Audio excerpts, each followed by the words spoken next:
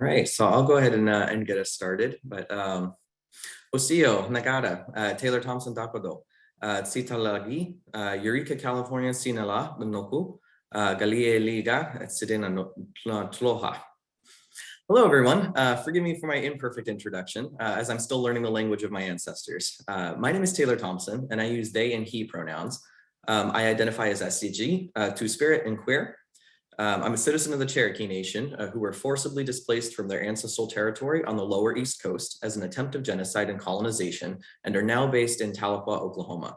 I currently live in Eureka, California, which is on Wiyot land. I'm pleased to meet you all.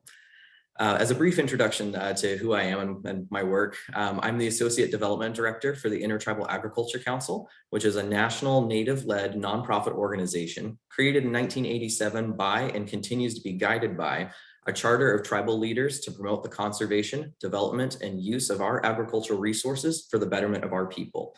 We work with Native producers and tribal governments throughout the United States, including many based here in California. Today, I'm speaking as an individual, a Native transplant residing in California, but would be more than happy to share resources about the Intertribal Agriculture Council and our services outside of this panel to anyone who's interested in learning more. To kind of get into our topic for the day. As stewards of the land, waters, and all other interconnected natural systems since time immemorial, the modern food system and probably a bunch of other systems stand to benefit from the guidance of Native people. Many agricultural practices and concepts, such as organic farming and regenerative agriculture, have been utilized by Native communities for millennia and have only relatively recently been kind of like rebranded as novel concepts in various other communities. Which kind of really I wanted to bring up that the utilization of these terms can be controversial in some Native communities as the supplantation of external labels, which often don't really encompass the extent of the mutually beneficial relationship with the environment and food production methods. Like it kind of ends up being a form of ongoing colonization. It's my personal belief that the countless years of expertise of Native people in partnership with Western science and technology, where it's culturally appropriate, provides a path forward towards a food system that is just and equitable for all people and environmental systems.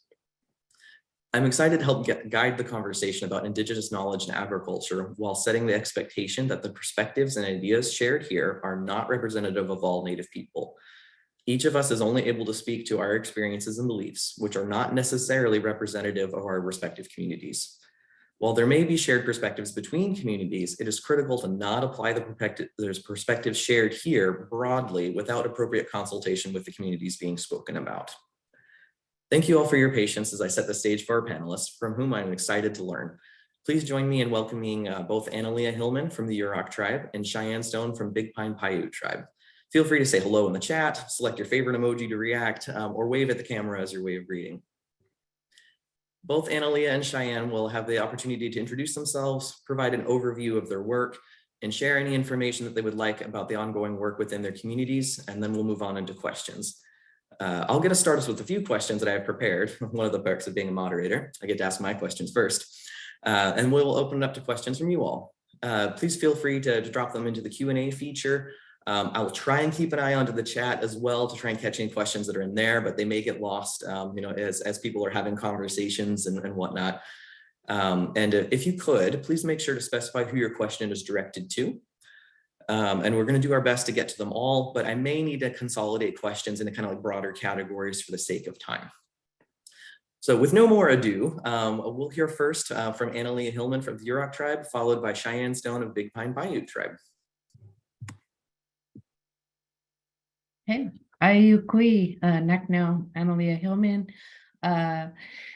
Weshquel, Essie Hopel, Mate, Womate Jock, Cocktip, Headache, Awk.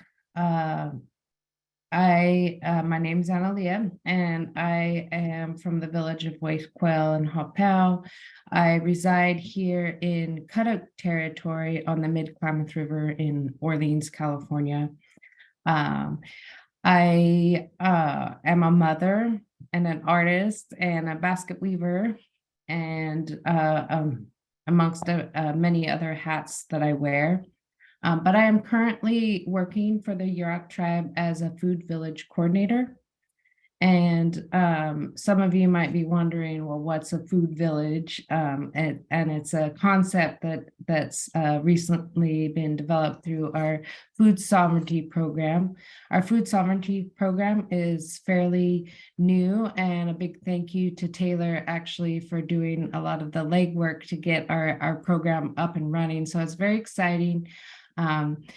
To be developing this within our environmental department. The food sovereignty program, is looking the vision of having food villages along our river and in our reservation, within our reservation boundaries, is an idea of bringing people together in this sort of hub. So there would be like 3 different food villages along our river. And these hubs would house education and learning environments, processing, food processing, and also growing, garden space, growing food forest. It could be many different things. And so this is part of what we're trying to develop here in Yurok country. For those that don't know where the Yurok reservation is, it's on the Klamath River.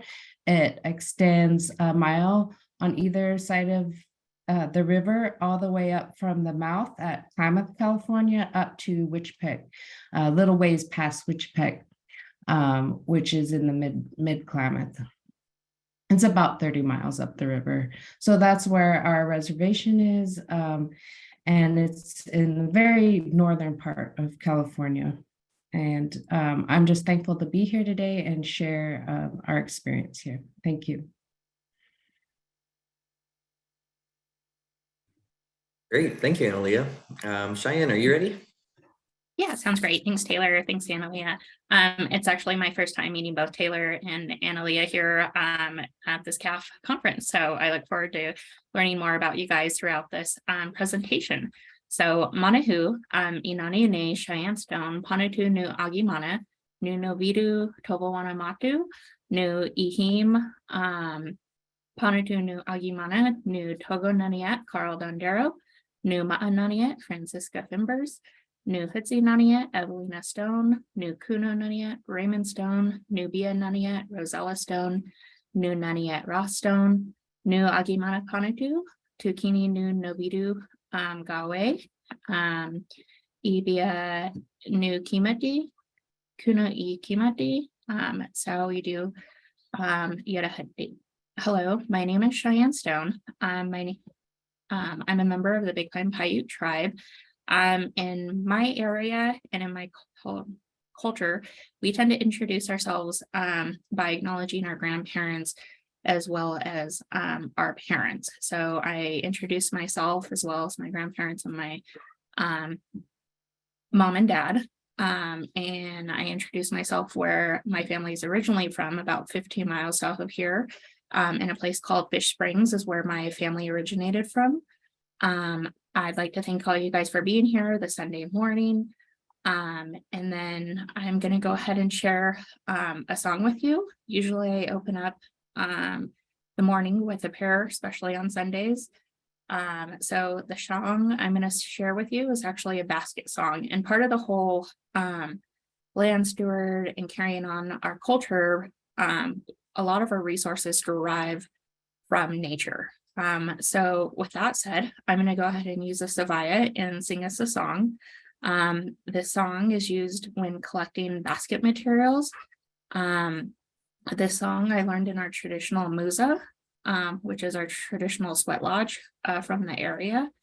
And we call it, in my language, in Paiute, we call this a savaya. Sometimes other people will call it a clapper stick, but I use my traditional language and call it a savaya. So with that said, again, thank you for being here, and I'm going to go ahead and bless us with the song.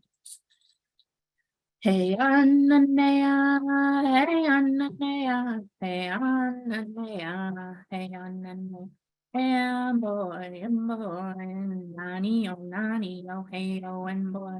Annelia, Annelia, Annelia, Annelia. And boy, nanny, oh, nanny, oh, hey, oh, and boy. Hey, Annelia, Annelia, hey, Annelia, hey, Annelia. And boy, nanny, oh, nanny, oh, hey, oh, and no. And usually we sing these songs a lot longer. And usually we give our offering before praying. I smudged myself this morning and hoping everybody has a good day today, and just praying and singing the song the best way I know how. So with that said, thank you everybody for being with us here this morning. A little bit more about myself. I work currently for the County of Mono as their assistant to the CAO. I do a lot of grant work and budget work. However, my passion was actually restarted a couple years ago for farming. And when I say my passion restarted a couple years ago for farming, a lot of our Indigenous communities in California are in rural areas. In some of our rural areas, when COVID-19 hit and everything shut down, we were highly impacted, not only because of the food we ate, but just because of our remote location. There wasn't food coming in and out. And so traditionally, I always grew up with my grandparents having a big garden, alfalfa field, as well as my parents having chickens and pigs growing up, and a lot of fruit trees. And so during COVID, when everything shut down, it was a good time to revitalize growing my roots. And when I say growing my roots, I really found my place in the garden. I really found myself healing through touching the dirt in the land. And a big component part from our daily lives of working an 8 to 5 job, sometimes we fail to remember that we belong out on the earth. And even though in fall and spring, me and my family go out and harvest traditional medicine and holistic medicine for both our well-being and spiritual needs, I think we get caught up sometimes in our daily lives to fail to remember our hands and our bodies are supposed to be outside.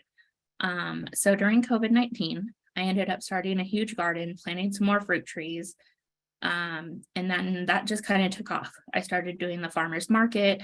And then it bloomed. And then one thing about another, someone goes, well, you're a farmer. And I said, I don't consider myself like a cattle farmer or any of that farmer. I said, I consider myself more of a land steward. So I'm honored here to be with each and every one of you today, because sometimes our Indigenous terminology and perspectives aren't always portrayed in agriculture. So I'd like to thank you guys all for being here with us today, because you guys will really get a sense that a lot of our practices, and as Taylor mentioned, it varies tribe from tribe and families from families, and we're all not generalized into one community practice, but we really have our own traditions in our own family. We have our own songs, we have our own stories, and some of us are a little more privy to these practices, and others haven't been exposed to them or had the opportunity to have a strong family background that's been passed down from generation to generation. Luckily, a lot of my information and knowledge has been passed down orally, as well as through ethnography material by Julian Stewart. And so what's great about that is not only am I able to compare the information, but really take a look at saying, hey, even though it was written in this book, we learned it slightly different. But knowing that we always don't need books to validate our knowledge, traditional knowledge and teachings from our elders are very essential in today's practices of stewardship. So again, I'd like to thank you for being here today, and I will go ahead and turn it over to Taylor. Thank you. Great. Thank you both for those introductions to yourselves and a little bit of your work and a little bit about your respective communities. I have a couple questions that I have pre-prepared, and then depending on how that conversation goes, we may continue just kind of like a back and forth discussion, and then we'll open it up. Then I'll start reading out any questions that the folks that are in the audience have been asking. So let's see, Cheyenne, since you just went, I'll give you a chance to catch your breath, and we'll ask Annelia a question first.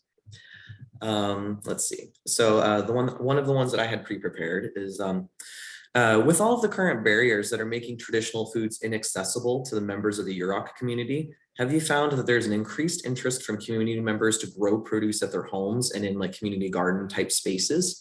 And kind of like a part two of that, have you noticed any specific demographics of people that have showed that increased interest, like youth or elders, that sort of thing? Great, thanks. Well, honestly, I haven't seen this increased interest in growing food. There's a little bit, but I think that we're still breaking through this cycle of dependency that came about in colonization and with the reservation system and receiving foods and just kind of cutting us off of our traditional food systems. People have depended on commodities or other food sources.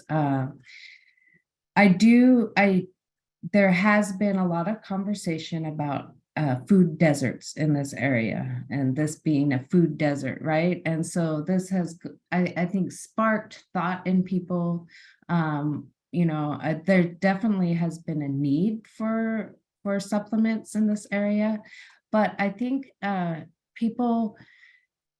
gardening just doesn't always fit our lifestyles, right? With these the constraints of like capitalist systems and having to work 40-hour jobs and raise children, and the geographical barriers on our river, the distance that we have to drive to schools, the distance that we have to go really is a time constraint for people. And so, growing gardens and growing our own food is kind of this heavy burden that I think people are afraid to take on.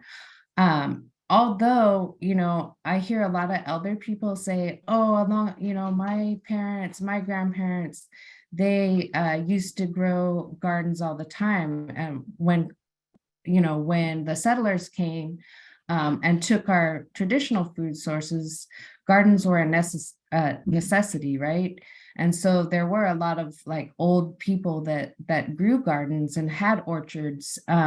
But once, people had to fall into this capitalist system and working daily, it was harder to maintain those gardens. And so I think that it's overwhelming for people to think about growing in their space. With that being said, there is a need. And I do see like young children very excited to plant and to learn about growing plants in general. I do see parents wanting or having a desire to supplement their diets and wanting to eat more nutritional and have access to vegetables, fruits and vegetables. Because here, where I live, it's an hour and a half to the nearest like groceries or decent grocery stores, I should say. Like Hoopa has a small grocery store. So it's quite a distance to access, healthy foods and quality foods, I should say. So, I think that people are interested. They're just not sure how to get started or how it can fit into their lives. So I think that's one of those barriers and things that we have to overcome here. Great, thank you for that answer. I don't know, Cheyenne, if you wanted to speak to that as well, I know, please feel free. If not, I have a question that I have tailored to you specifically that I'll also open to Annelia if she's interested in talking about it. But I'm happy to repeat the question if you were wanting to answer that one first. Surprisingly, I got your notes right open. So some of the barriers that make our traditional food inaccessible, of course, includes like lack of water. But in the next question, I'll probably go into that a little bit more. I think just overall, lacking time, right? I think our modern society doesn't allow us the space. I've been out there when I get home off of work about 6 o'clock, after an hour commute from work, going out and doing the weeds and watering. And it's kind of one of those, if I didn't have extra help, such as retired parents or hiring extra help to do with the weeding, there's no way I can maintain that kind of lifestyle. Unfortunately, within an acre of my property, we have chickens, right? It started at a project, and next thing you know, I was like, okay, this is too much. And my dad said, well, I could take care of the chickens. My nephew, he takes care of the chickens as well. So it's kind of one of those really holistic family approaches that it's just not one person. And so as we're getting the garden ready or pruning the fruit trees, now, it's kind of one of those, we have to be very adamant about being out there. So it's not as accessible to community members, but I guess it's always been part of our family, because my grandpa, Raymond Stone, had acres of alfalfa. We had the intention of, when we were assimilated to move to the reservation, the intention was to make us very reliant on agriculture. So one of those things they provided us, the government provided us, was grants that allowed our people to have cellars. And so our people weren't rich people. We definitely relied on the land. When the encroachment and assimilation started occurring, a lot of the elders would use some of their little income that they had to buy fruit trees, and then they would can, because we didn't have grocery stores. I know my grandma, who's 90 plus, who's a member of the Bishop Paiute tribe, she has a cellar that's made of bricks, and I love that cellar. And I'm like, man, I wish I had a cellar too, because they would put canned goods in there, such as their peaches. They would really prepare for the winter, because once you weren't able to have access to your traditional foods, or more people started coming, we weren't able to necessarily harvest like we used to. So a good example is my grandma in her day, the groundwater table within 6 inches would be accessible, that it would flood. Today, that's unheard of. So again, we'll go back into climate change a little later in the next question. But with that said, I think there's an interest from a community, but we haven't necessarily said, hey, our health disparities are correlated to the food we eat. We haven't necessarily said, hey, IHS puts in X amount of money for our tribes, but we're still seeing high rates of people with diabetes and other health disparities. Wait, time out. It's correlated to our food. And I think during the pandemic is when we really seen our communities that hurt, because a lot of our Indigenous communities with already pre-existing health conditions, they passed away. You know, in our community alone is kind of one of those, you have to be cognizant of the food you eat. And unfortunately, the food sometimes we eat are the potatoes, are the homemade bread on Sunday morning. Here I'm thinking, like, what did I have this morning? And accessibility doesn't always mean food that only lasts a week. In our households, sometimes that means going to the grocery store on a weekly basis to ensure you have fresh fruits and vegetables. And when you don't have, when you have a fixed income, I think it's harder for our communities that derive from poverty or in that cycle of poverty to have access to fresh fruits and vegetables, because you're feeding not just one household, you're feeding the community around you and your family.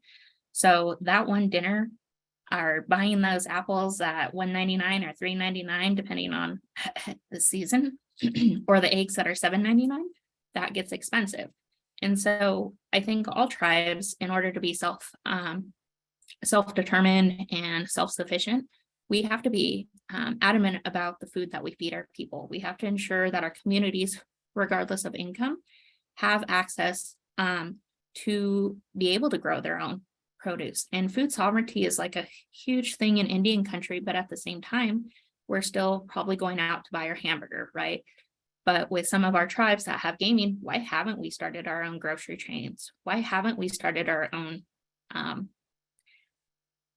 ability to go pick up acorn for breakfast in the morning instead of having to prepare this for, 3 months just to have a delicacy?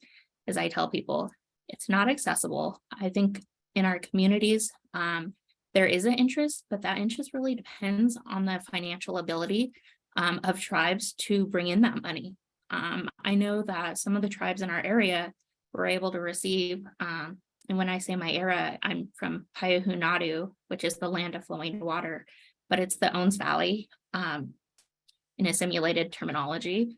And so that ranges from in Mono County, there's a lot of tribes that receive funding from a CDC grant, and that CDC grant allowed people to do some preventative practices. And one of those preventative practices was to ensure that communities had access to fresh fruits and vegetables.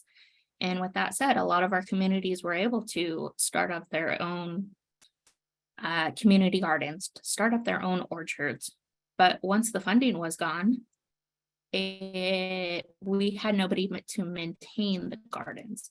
And so the key to ensuring that our communities increase not only their accessibility to traditional foods, but to ensure that we have healthy, fresh fruits and vegetables and access, there really needs to be funding out there in order for people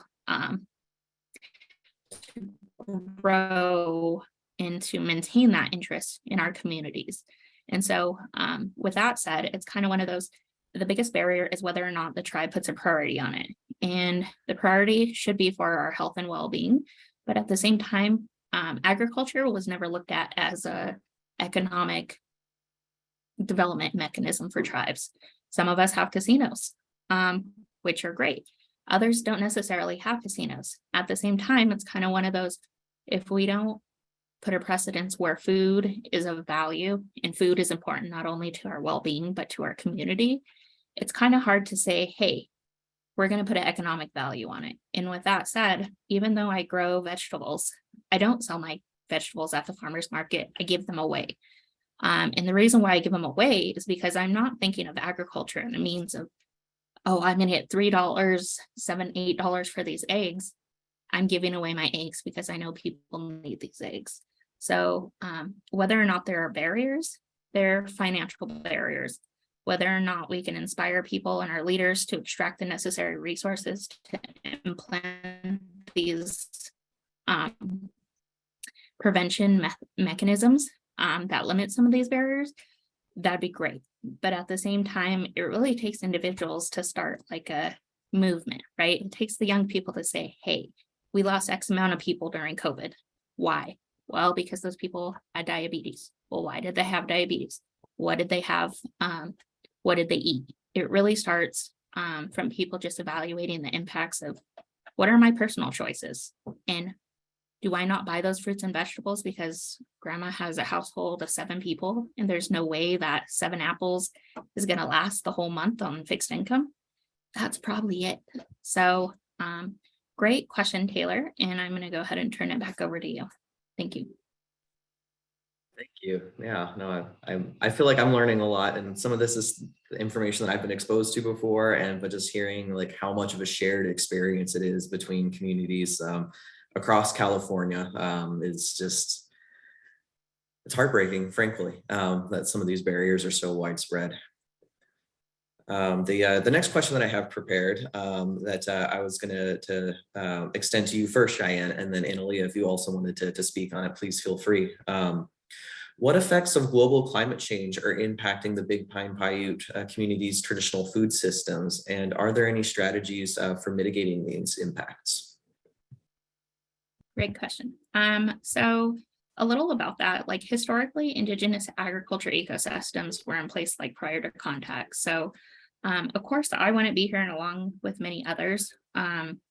Wouldn't be in existence today if our ancestors didn't know how to live within the systems, barter, trade, and of course, the necessary traditional foods that were accessible to us. So in the face of historic genocide, displacement, and ongoing systematic racism, Indigenous people in California continue to actively manage their traditional food, operate farms and agriculture businesses. And the regenerative agriculture movement has grown in prominence, which is great.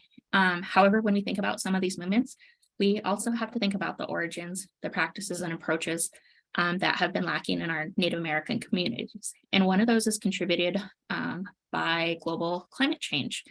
And in my experience, in order to practice how Indigenous stewardship, you really have to look at the plants. And when I say you really have to look at the plants, as I tell people, everybody wants to be an activist this day. But being able to advocate isn't simply more than speaking on someone's behalf. Being able to advocate is going out onto the land.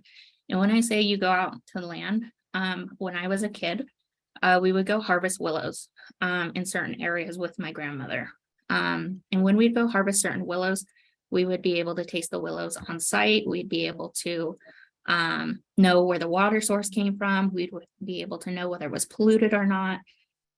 Actually, those weren't even terminologies we thought of when I was young. Hint, hint, I'm only 33, but I could tell you when I was about 10 years old, pollution wasn't as common of a topic for conversation when harvesting traditional foods and medicine and materials for our baskets. And the reason for that is not only do we have more pollutants in the air, and the particular matter for the 2.5 is bad in some of our areas, but we also didn't have to, how would you say, we weren't overpopulated. So some of our harvest areas that were once harvest areas were on swampland. There was tons of water everywhere. There was people that you could look upstream and there's no one that lived there. Over the course of the years, and in my mother's lifetime, she was like 60 something years old, there has been a huge increase of people around. And so what's hard about examining the global climate change effects and how it impacts like Big Pine and my surrounding communities, I tell people, come out with me and I'll go show you where I used to harvest when I was about 10. Come out with me and I will show you that you can no longer harvest there because it's dry. There's no water. Come out there with me and we will go to our traditional Paiute areas. And if there's been a drought for 7 years, there's no harvest, no matter where you look at in California and Nevada, Central California and Nevada on the east side. And so when I tell people, hey, you might think that water is, a need to keep your grass green. But for us, water is really not only a life straw for us, water is huge and important in our cultural preservation. And so when people tell me, oh, let's go harvest this willow, now I have to worry about where my water comes from. Did they put bleach in the domestic water system? Do they spray for parasites and mosquitoes along the canal? Like before, these were things of an afterthought. When I'm splitting the willow, is it something that will make my mouth break out? Is it not sweet? So learning about Indigenous, how would you say, stewardship or Indigenous food, you really have to learn about climate change. And so in order to preserve some of our traditional food systems and strategies for mitigating the impacts, you really have to examine the resources around you. And some of us have land, some of us have access to water and it's flowing. But at the same time, the Owens Valley since the 1900s has always been a source for water extraction, to where a majority of the water from the Owens Valley in both Inyo and Mono counties that stem from the Sierra Nevada mountains gets extracted to Los Angeles. So we've always had water wars here locally. So when throwing in those impacts of exporting water from this valley to Los Angeles for all the lovely people who live in Los Angeles, we really don't think about the impacts that it does for the Indigenous people here, as far as where we harvest our traditional medicine. I can no longer gather sage in some of our traditional spots. I can no longer gather some of our root medicine in traditional spots that I once did with my father, just because the extraction of water as well as climate change and the drought has really impacted our means for gathering medicine. Luckily, there's other spots, not all have been exhausted, a good majority have been exhausted, but there's other spots where we're still able to go and harvest a lot of our traditional medicine. But at the end of the day, regardless of the scientific data and everybody telling you, hey, the world's going to end if we don't lessen our impact, we really have to look at convenience. And when I say we have to look at convenience, you drive your car to work every day. How much emissions does that put off? We have electricity. It's kind of one of those, we're kind of our own worst enemy. So when I say, yeah, it'd be great to live how we used to, as our ancestors did, in reality, I don't think I would be able to work as hard as they did in order to survive. And in order to survive, there was a couple conveniences that I have today that contribute to global climate change. And my own impacts of using electricity in cars contributed to that. There's other ways to mitigate climate change and strategies that have been proven, but those strategies are still being implemented throughout the counties in California. And it's kind of one of those, unless we are willing to give up some of those conveniences for the greater good of sustaining our planet, and our own personal, comfortable lifestyle, it's kind of one of those, you have to pick and choose. You could recycle, and that helps mitigate some of the climate change. But at the same time, we have no factories here because of the air quality. In order to recycle, that's convenient. It's much cheaper to just throw it away instead of hauling it 6 to 7 hours to the nearest place to recycle. So with that said, I think global climate change can be seen on the ground when you're out in our respective Native American communities. But at the same time, global climate change doesn't just impact people on one level. It really impacts like our cultural practices and our ability to harvest and maintain some of our stewardship. And so some of the strategies that we could definitely look at for mitigating the impacts is looking not as water being owned and land being owned, but more of like a shared responsibility and shared practice.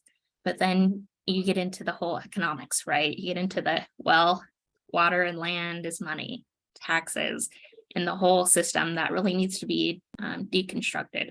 Because sometimes when you don't deconstruct those systems, well, we're contributing to the overall impacts of climate change. So thank you, Taylor.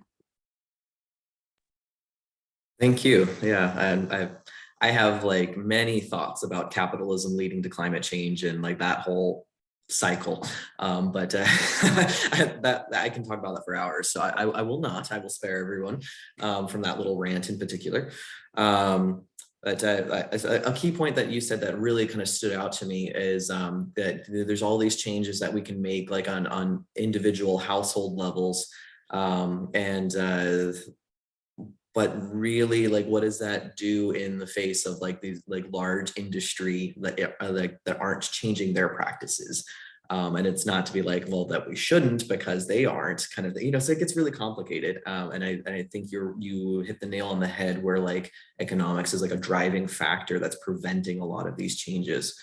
I think the fact of the matter is that it's disproportionately impacting Native communities are kind of the ones getting hit with on the forefront of these changes of the effects of global climate change, when realistically Native communities aren't the ones contributing on that large scale to make climate change happen.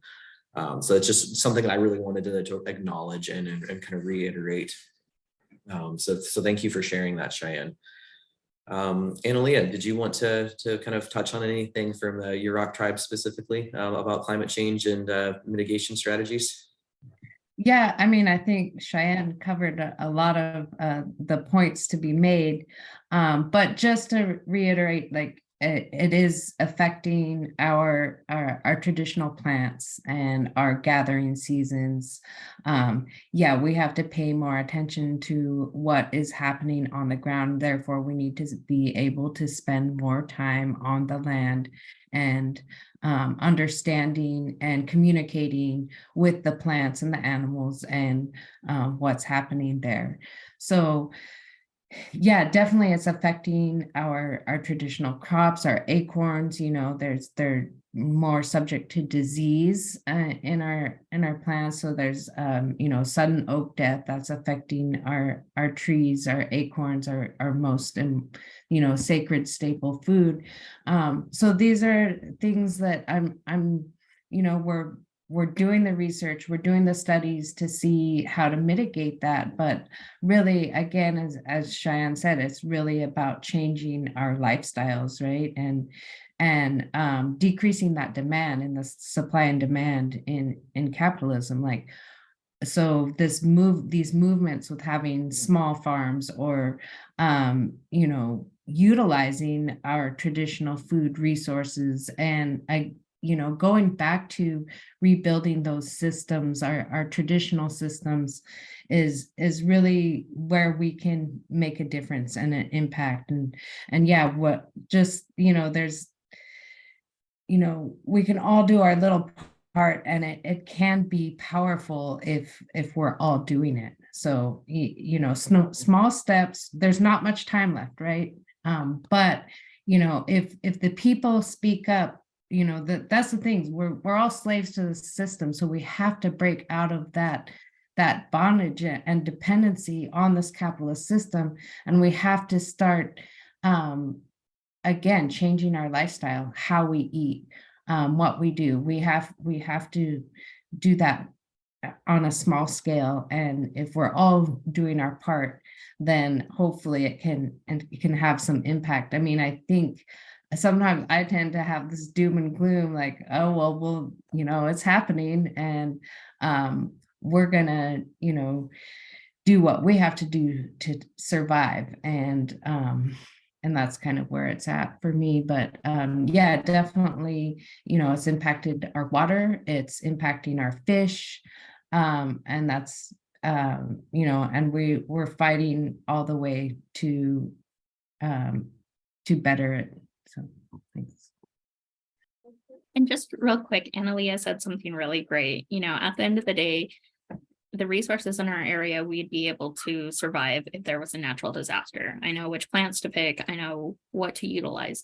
However, I can't say that as of today, I would be able to utilize those traditional resources beyond a year, because there's not enough to sustain the current population that resides on the reservation, which is about 300. I wouldn't be able to live off the land. However, the knowledge that we hold, we would traditionally be able to live off the land and the animals and the resources, such as the rabbit and deer. Our acorn and our pine nuts were very fatty. Like if you had a handful, that's 1,000+ calories. It would take a lifestyle change. And so as I tell people, we're only as healthy as our environment. If we live in an environment that's not very healthy, you're not going to glow. I mean, I, like other people, enjoy McDonald's occasionally. But that's a foreign substance we're putting into our body, right? That's one of those, you have to be very cognizant of. Our traditional food was lean meat. What we had was roots and nuts, which if you're one of those healthy people today, great. We were out there being active. We weren't at our tables or watching TV. We were always doing something. And that's kind of one of those things you have to instill in yourself at like birth, right? You're like, what are you doing Saturday? You're not watching TV, kids. You're outside. Don't tell me you're bored. Go outside and use your imagination. But that really takes a lot of effort from the family, right? So thank you, Annelia and Taylor, for contributing to the question as well. Great points. Thank you. We have quite a few questions that are coming in, so I was gonna we had a couple other that I had kind of pre-prepared conversation starter kind of thing, and I am keeping a list as best I can of all the questions that are coming in, and I may start kind of like interweaving them a little bit. So if somebody's like, that's kind of like my question, that's my attempt to make sure we got time to cover it. So bear with me, y'all. Hopefully I capture the essence of the questions that you're asking. And if I don't quite get it right, please feel free to like ask the question again and I'll try and reword. But so the first kind of conversation starter that I wanted to bring up, that kind of open to whoever wants to speak first about it, is can you discuss you and your community's unique balance between traditional foodways and land tending and agricultural pursuits that originated from other communities? So I feel like we've kind of touched on this a little bit, but like, what does that balance look like in this day and age between traditional food systems and less traditional food systems in order to have food access for your communities? Yeah, I'll start with this one. And I just want to start saying, like these movements of having smaller, small farms, family gardens, those types of things, I think is a really positive movement in like I said before, like changing this capitalist system and not having this dependency on it, right? So creating ways that we can have access to produce in our communities and to foods, and to the teaching others how to process the foods, how to store these foods. I think this is an important movement, and like we said before, this is part of how we're going to survive in the future, is being able to do these things for ourselves and not having to go to the store, but having this food accessible to us in our homes and around our space. And having these, more local markets. So the farmers markets, the local trade. We started, I don't know, about 10 years ago, trying to do this trade market here in Orleans, where everyone would bring whatever kinds of goods they had gathered or produced. Some people had goat meat, cow meat. We'd bring some salmon, whatever vegetables or canned goods, pickles, that sort of thing, and tried to develop this trade system. But it was difficult because people, I guess, again, it's that time restraint, right? Being able to have enough supply to share around. But I think that's moving in the right direction, right? So and we were talking about this the other day, having the ability to, maybe one person is growing a certain kind of food while another person grows another kind of food, and being able to all provide for our communities in a different way, or provide, a specialty for our communities, and being able to develop these trade systems. So I think that's really important, and it's been a really positive movement that's happening. With that being said, I think that for Yurok people, our ancestors, a long time ago, we say Na Shikan. So this is way before colonization. When we were establishing as a people on this river, our ancestors made the conscious decision not to be agricultural people. Like, it was already around. There's other tribal people there, it existed around us, but we made that conscious decision not to do that. The only thing that we grew or cultivated was tobacco. And the reason for this is because agriculture doesn't really fit into our belief system, into our lifestyle. So, and it really, disrupts our relationship with the land. It disrupts our ceremony season. So there's all these different factors that go into why we chose not to be agricultural people. It wasn't intended for us, and it wasn't our purpose. Like, our purpose was to take care of the salmon, to take care of the acorns, to take care of the land. And so, yeah, and we lived with the seasons, right? And so we weren't tied down to this farming lifestyle of being, it didn't fit with our seasons, our world renewal ceremonies that were so important to reinvigorate our land and the spiritual force within our landscape. That was very important to us. So farming, that disrupted that cycle or those seasons. And so that's something that, we chose not to do. And I can tell you that the farming and agricultural system still disrupts our lifestyle today and our beliefs. And, for us, our most important thing is to bring back our traditional foods, right? Our traditional diets. And I do believe it's still possible, with the decline of salmon, the lack of water, it has affected our food sources. However, I think that we can still restore our watershed and still bring back this abundance. And it's connecting back to that land and allowing us to connect back to land. It's bringing back these burning practices. So I'm sure a lot of people have seen that, the traditional burning practices are coming back.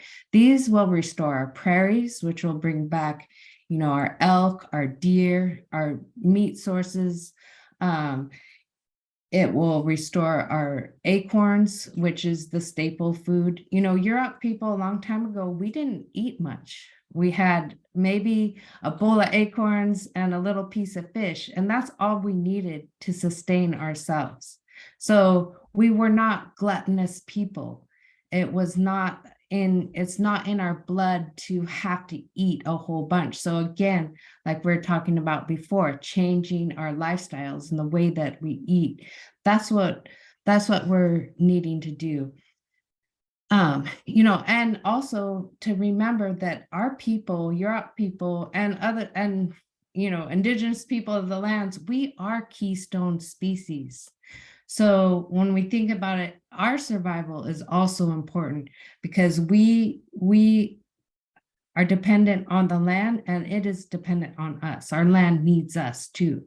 And you can't remove us from the land. And that's what had happened. So if we're restoring our relationships with the land, things are going to get better. We are going to repair. We are going to heal. The land's going to heal. These sources are going to come back. I think, what's missing from this conversation about, these new food systems coming in and having small farms. And like I said, it's a good thing, but we also have to think about how it has displaced our people and how it continues to displace our people. And so thinking about, these small farm businesses that are occupying native land. So I'm thinking there's a place here in Orleans, the Pierce family farms, they bring produce to the local co-op out town. The thing is, that produce leaves our community. It doesn't come back to our community, right? That there's nothing given back. The fact that they are occupying an old village site and that they are benefiting still from our genocide is a problem. And so these small farms that are occupying our land need to think about how can you give back to these communities? Are you providing access to your food that you're producing on our lands? This food is replacing our traditional foods. So these spaces, these garden spaces that may have once been hunting grounds or may have once been acorn gathering places are now used to produce these, food that is being shipped off to some other community. So these are the kinds of things that we need to think about and some of the changes. I think that in our small community, we felt like if these farms around us here in Orleans would provide access to these foods, maybe that we felt good about that was okay. but they're not. And so, like I said, that's problematic. You have to be able to give back. What are you doing to support the indigenous communities in your areas where your small farms are? So I think that is being left out of the conversation, is our displacement and the displacement of our traditional gathering and hunting grounds. So that's something that I feel very passionate about. I struggle in my position of needing to create these gardens and spaces.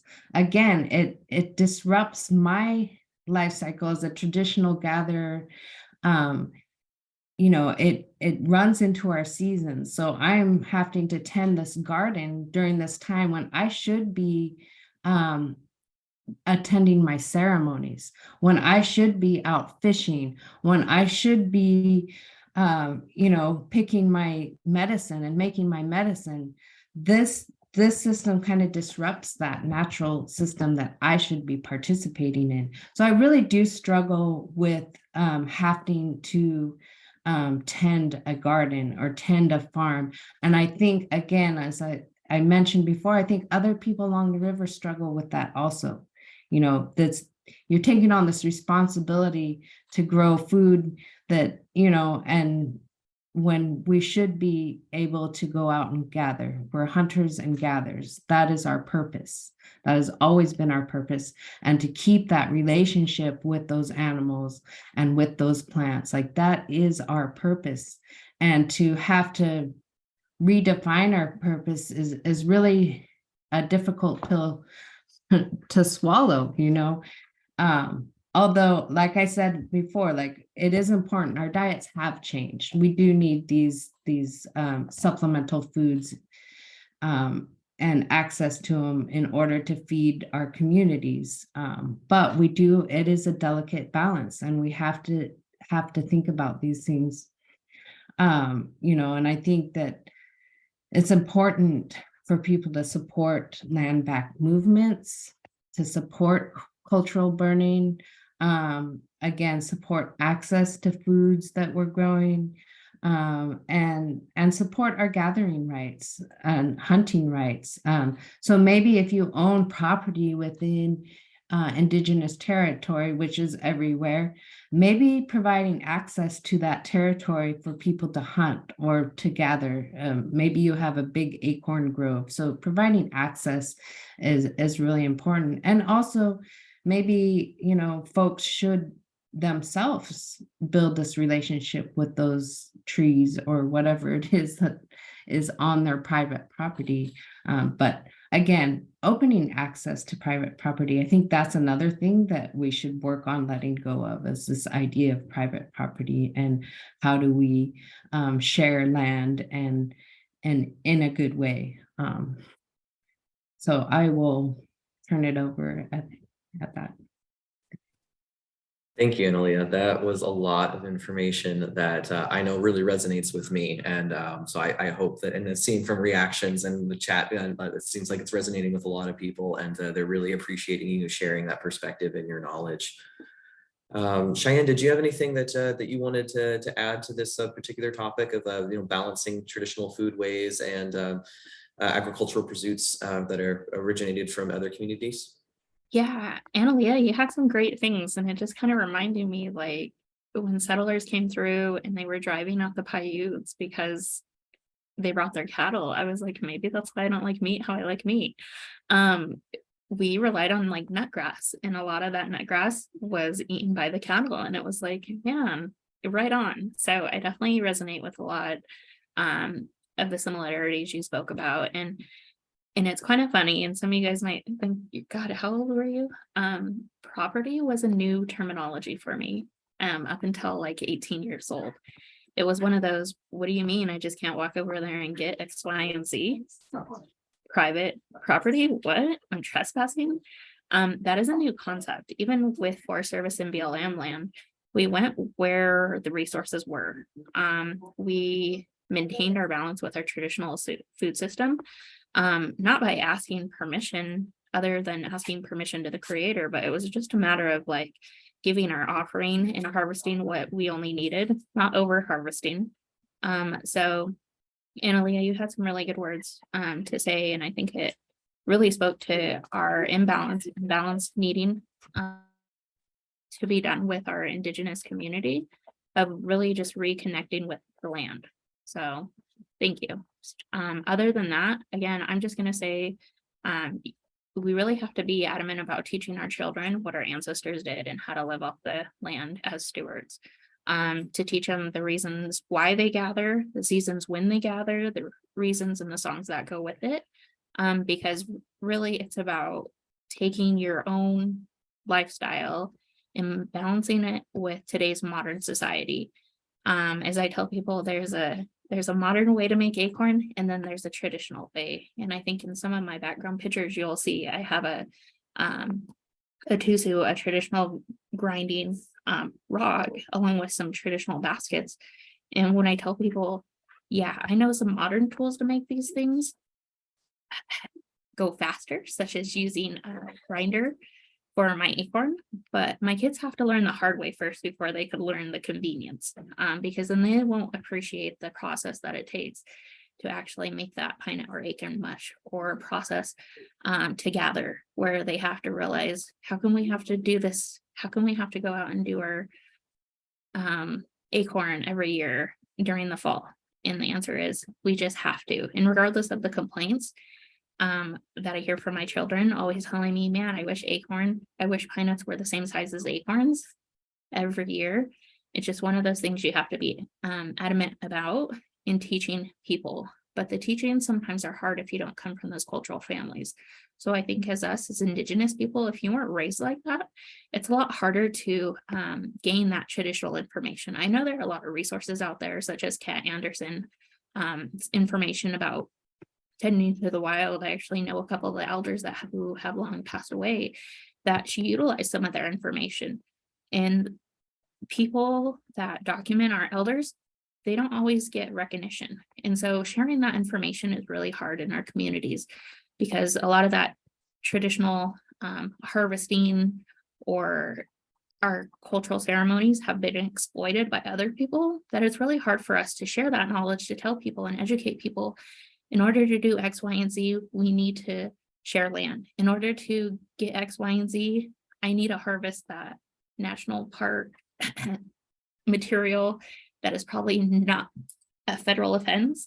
I'm not going to go and exploit that and put myself in harm's way by saying, hey, this is where I go and get that paint, because you're not allowed to extract from that national park, or you're not allowed to cut X, Y, and Z from that national park. And you're over here like, well, I'm not going to go and broadcast everyone in a book to tell everybody I need that resource in order to make that basket material, because traditionally that's where we would go and harvest.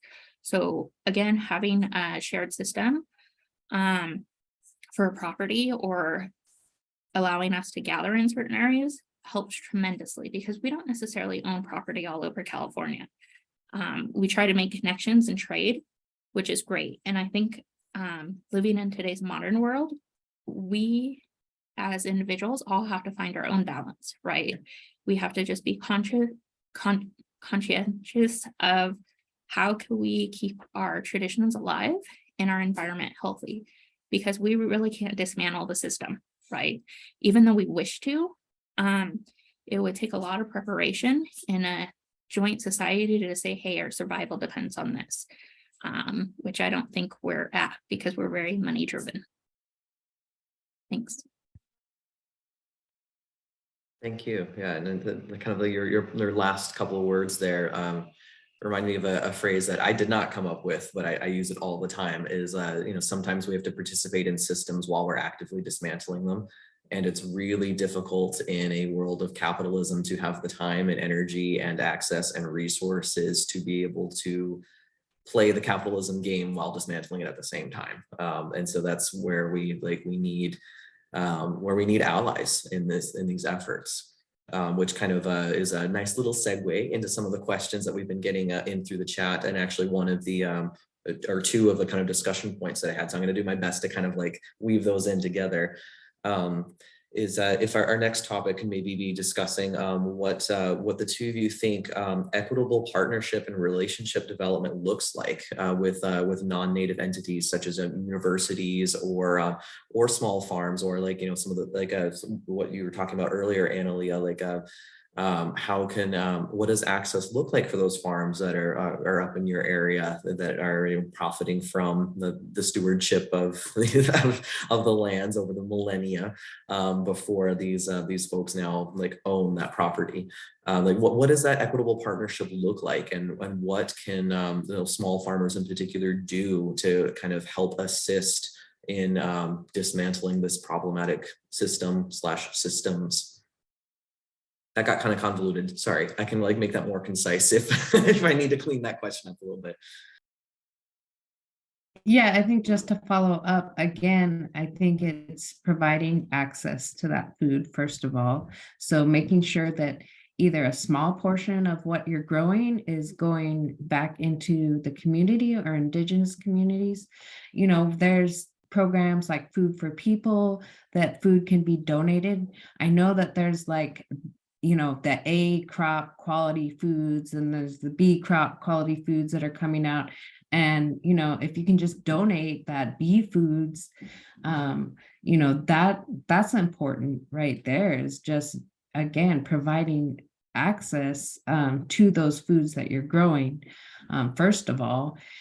And I'm sorry, I lost my train of thought, but also, like I said, providing access to land, and maybe creating, you know, these food village concepts that the Yurok tribe has come up with within your own space. So again, having learning opportunities for folks to come out and learn how to grow food. How are you growing food? What are different strategies of growing food with little water? You know, again, because we are at a crisis with water, and do we have enough to sustain these small farms? So also keeping that in mind. So teaching these practices to other people in your area, you know, providing workshops in your space, and sharing that knowledge and learning.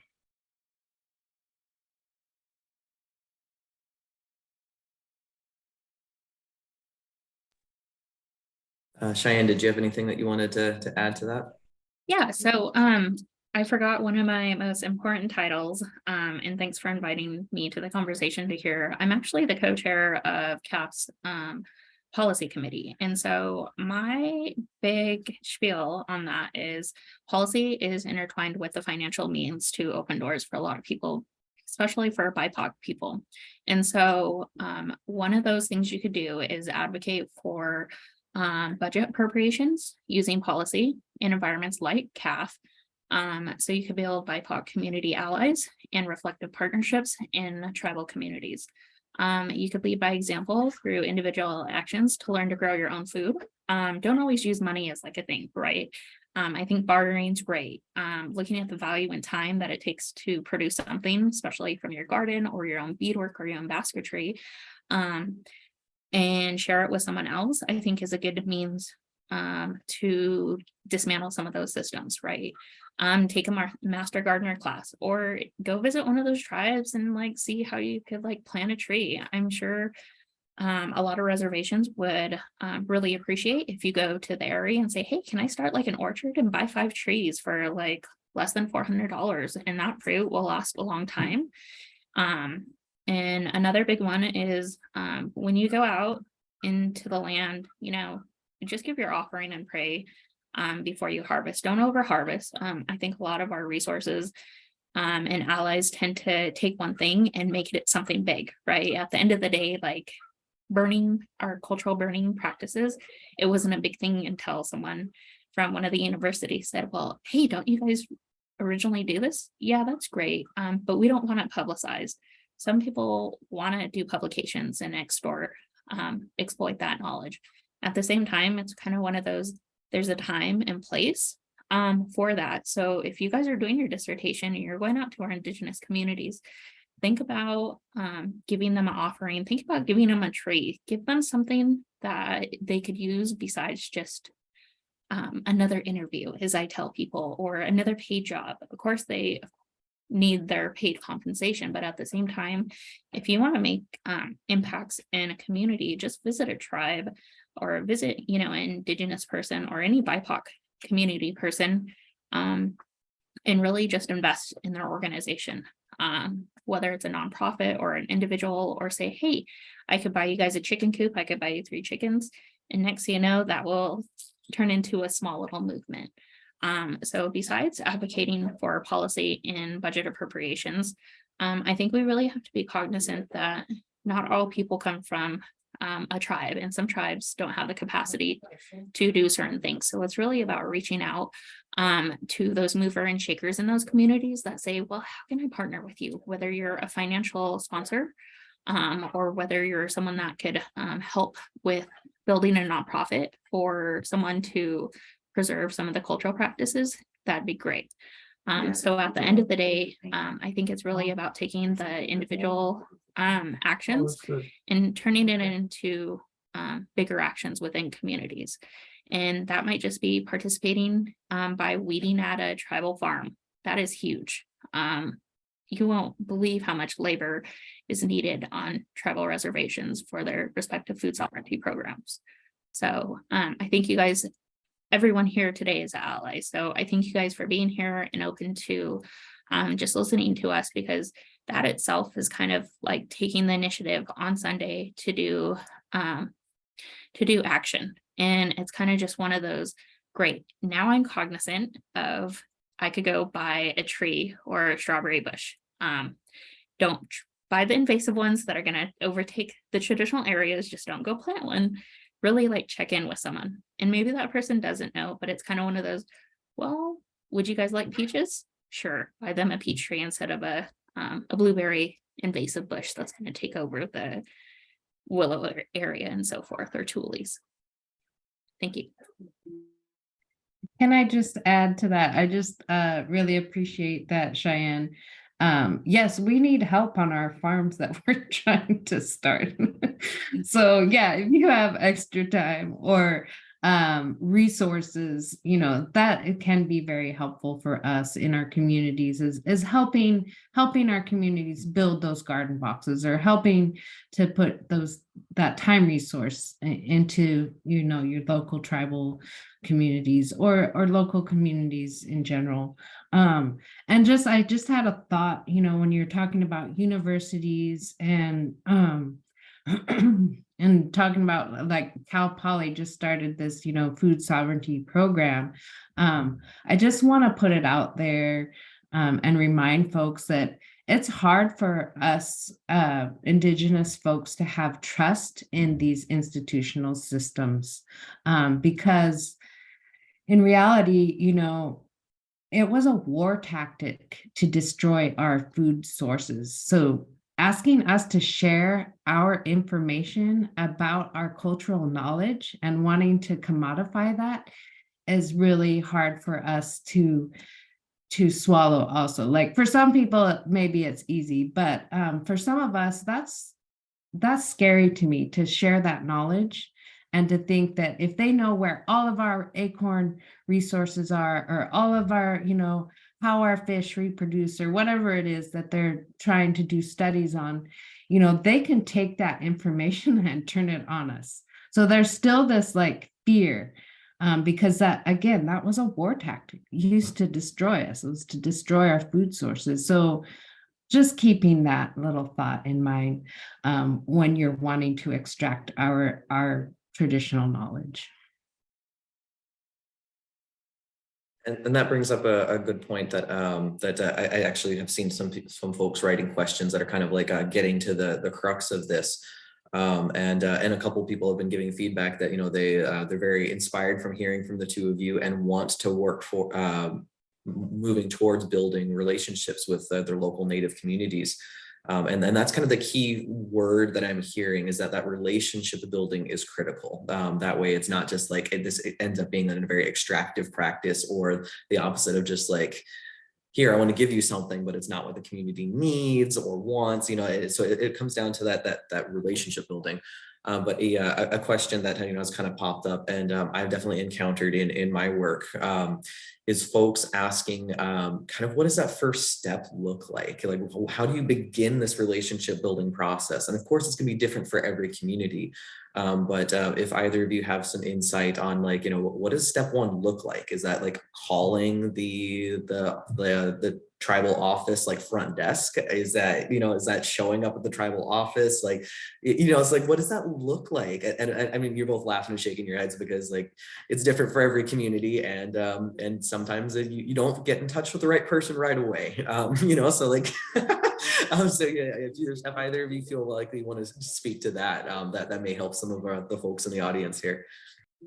That's great, Taylor. I wish I had a lovely receptionist to meet you at the tribe and pinpoint you into the right person. No, I love my community for real, though. At the end of the day, unfortunately, the tribe is kind of one of those political mechanisms that, unless you're doing consultation, which should be done with them, they're limited on services. If they're not grant funded to do that particular thing, they're going to be like, why am I doing this? And if it can't make you money, I hate to say this, but you're going to be put to the back burner. So of course, reach out to the tribal administrator, of course, reach out to their elder advisory committee or their cultural committee. That's always a great first step if you want to go that route. At the same time, I think there's a lot of resources in California that have people. And when I say they have people, they have Indigenous people that aren't always linked with the tribe. There are great people that work at the tribe. There's a lot of great resources for both nonprofit and BIPOC communities out there. And it's kind of one of those, go to the farmer's market and make connections. And if they don't have a farmer's market yet, maybe stop by one of their tribal events if they welcome that kind of participation. As I tell people, you could always find someone at a powwow, but those powwow people might not necessarily always be your traditional cultural people because they don't participate in those kind of activities. So it's kind of one of those hit and miss actions as what should be your first steps. I think finding people in spaces such as this that are willing to say, hey, I want to do something, I want to make it meaningful, reach out to Annelia or Taylor and say, hey, do you have any connections in your area? Find out people that do this type of work, because it's a lot more meaningful when you find people in that specialized area. And when I say I have a job from 8 to 5 and then I have my passion, people look at me like, what do you mean? I said, well, I do consultations at the end of the day, but it's going to cost you. And then there's also people that say, well, I don't want to buy it. And I'm like, so you treat everything else with money. You want me to share your knowledge, but you're not going to compensate me for that knowledge. But if I were to tell you, hey, this is the scale to going out and this is the process for you to get that sage or to get that medicine, what's the exchange I get? You're just trying to write your dissertation. So at the end of the day, it's really put your money where your mouth is, as I tell people. If you want to go out and learn something, or you want to make the connections, maybe think about donating or finding opportunities to where you could help write grants so the tribe could place the appropriate personnel in those positions to make these waves. So my best answer is, who do you contact? Reach out to the people that are willing to share their knowledge. And when I say willing to share their knowledge, it's kind of hard when you're not from the Indigenous community to make sure you have an authentic Indigenous person who's not necessarily reading from a book all the time. Make sure you kind of check where their family's from. How did they learn things? There's stuff you could read in a book, and then you really know there are people out there that genuinely practice these. And that goes back to, you have the advocates saying, oh, let's do this, let's do that. But if I take them out into the land, they know nothing without that book. So you really want to find those people in the communities. And sometimes it is just calling the tribe and asking that receptionist. Maybe you'll get a great answer. Maybe you'll just get the runaround and push it off to someone else until someone finds you. It's really going to take your persistence, though.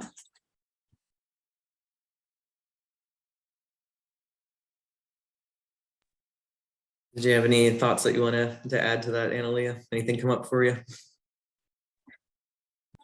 No, just knowing that it's a difficult runaround when you call the tribal office. So, but so also look at websites, do your research on the internet and finding different resources there. And I agree with Cheyenne, like turn to the people, like find some real people, go to those hubs where you're gonna find the indigenous communities that's participating in these activities. So again, we're people, people. How do you say that? So go to the reservation, yeah, and see what's happening. Usually we're very welcoming, and if you go to our tribal offices, and that's what I have to do sometimes. I have to go hunt people down. I have to actually go there and find them. So yeah, that's all I really have to add to that. But yeah, I think definitely doing your research and finding different resources on the web can be helpful too. Wonderful. Something that I wanted to highlight real quick, but I think we'll have time for maybe one more question before we start winding down here. But something I really wanted to highlight is this concept of reciprocity in this relationship building. So kind of like what Cheyenne was saying, like put your money where your mouth is, so to speak. It can't be a one-way relationship in these situations. So even if you're approaching like with fantastic intent, like, hey, like, if we do X, it'll lead to Y, which is gonna be great for everybody. Like there needs to be that kind of like upfront benefit to both sides, as opposed to like the promises and illusions of long-term benefit. So just kind of casting that out there as a concept. But for the last kind of question, and we will have to make this one a little bit quicker, and I apologize that we didn't get a chance to kind of touch on everything, that all the great questions that people were asking. But the last thing that I wanted to kind of wrap up with is, from your perspectives, what is often missing in the conversation around what's being called like regenerative agriculture and food system movements and stuff today, that like what's missing in that's that would help bring in Native perspectives? Money. At the end of the day, it's money. And sometimes the grant guidelines aren't tailored necessarily, that tribes are saying, hey, I could also do some allowable activities for cultural X, Y, and Z. We are very tied to our cultural stuff with our traditional foods. And last but not least, land and water. Without those, it's kind of one of those, well, if I have no land or water and I'm fighting the tribe over land, but our people need housing, housing's going to prevail at the end of the day. So at the end of the day, it's really just ensuring that the NOFAs are written with the tribes in mind, and even possibly running it by their tribal liaison, not the tribal liaison that just has the title underneath their other titles.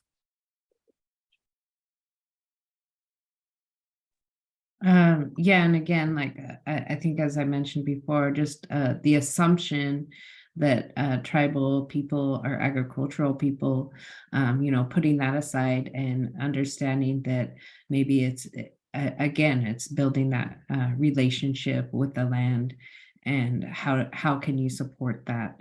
How can that be supported? And again, access to land. So maybe, if the tribe is trying to start a garden and we don't have a good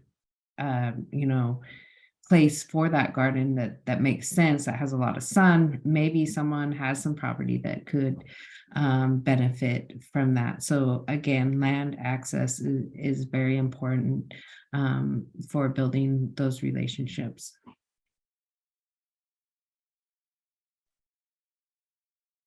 Wonderful. Okay, so I think we have time to squeeze in one more question. So I'm going to try and do that real quick. Somebody had asked if there's any ongoing strategies and methods that you all are aware of to address sudden oak death. I think this is specifically kind of aimed more towards you, Annelia, because you brought it up. But Cheyenne, if your community is also facing sudden oak death, please feel free to chime in on this as well. Yeah, I mean, there is a group along the Klamath that's working with, gosh, I can't even remember now, it's out of context, but we're working to do sudden oak death surveys and studies and seeing, what parts are being effective, sending those results to the laboratories, getting them tested. And then I believe there's mitigation efforts happening to prevent the spread of sudden oak death. So I don't have a lot of knowledge. I'm just kind of getting started into this activity of doing the surveys. So I think is it HSU or I'm sorry, Cal Poly. But yeah, there's a SOD Blitz project happening. So maybe, look for those keywords in a search and find more information about that.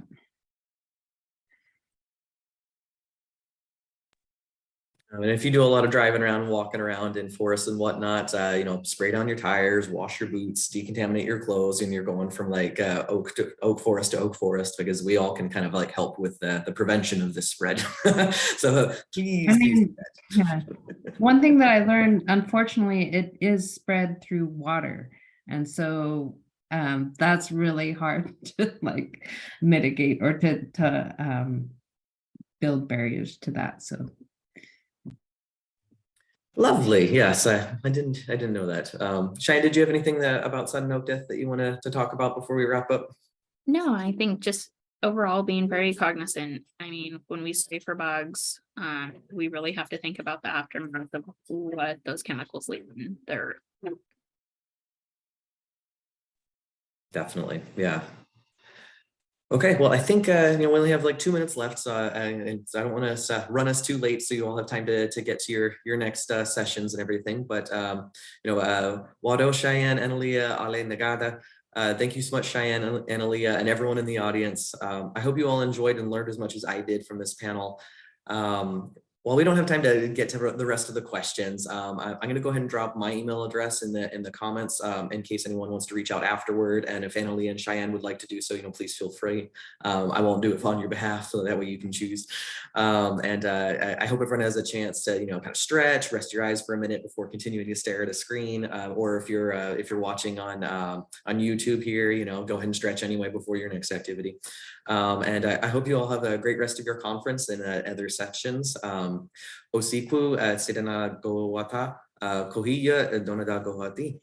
Thank you very much. Thank you, everyone. Owasanub anyway. thank you. Welcome.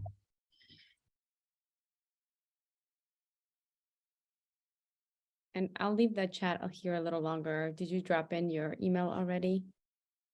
In case. I believe so. Awesome. Thank you. Great job, Taylor, Annelia. It was a pleasure meeting you guys. Stay connected. Yes. Great work. Bye, y'all. Bye.